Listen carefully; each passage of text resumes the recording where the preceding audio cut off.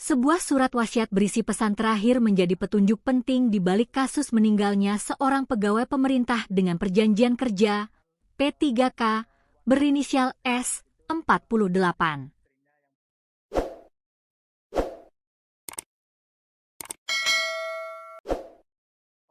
Pegawai PPPK itu ditemukan meninggal dengan leher tergorok di Dusun Topadan, Margo Agung, Segan, Kabupaten Sleman, Jumat, 15 Mei 2026.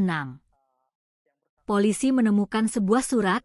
Dalam isi surat tersebut, korban meminta pihak keluarga untuk memakamkannya di pemakaman kampung setempat. Kasih-Humas Polresta Sleman, Ibtu Argo Anggoro mengonfirmasi adanya temuan surat pesan yang diduga ditulis oleh korban saat petugas melakukan olah tempat kejadian perkara, TKP. Menurut dia, hasil penyelidikan sementara terhadap pisau yang ditemukan di lokasi kejadian tidak ditemukan sidik jari. Polisi menduga korban meninggal dunia akibat bunuh diri karena depresi sakit asam lambung yang diderita. Dugaan ini dikuatkan dengan temuan surat yang menjadi pesan terakhir korban. Ditemukan surat pesan yang diduga ditulis korban.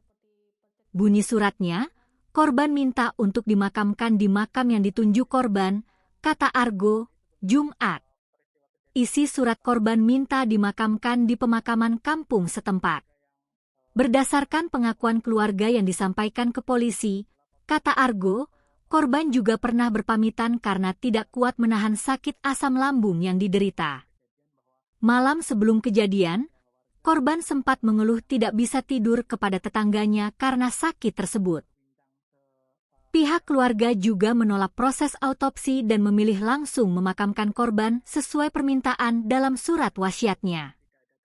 Peristiwa tragis ini pertama kali diketahui oleh ibu kandung korban, J, 65, sekira pukul 6.45 waktu Indonesia Barat. Saat itu, J terkejut melihat adanya bercak darah yang keluar dari dalam kamar korban. Ia langsung memanggil ketua RT setempat yang kemudian meneruskan laporan ke Polsek Segan. Petugas kepolisian Polsek Segan bersama tim Inafis dan tenaga medis langsung mendatangi lokasi.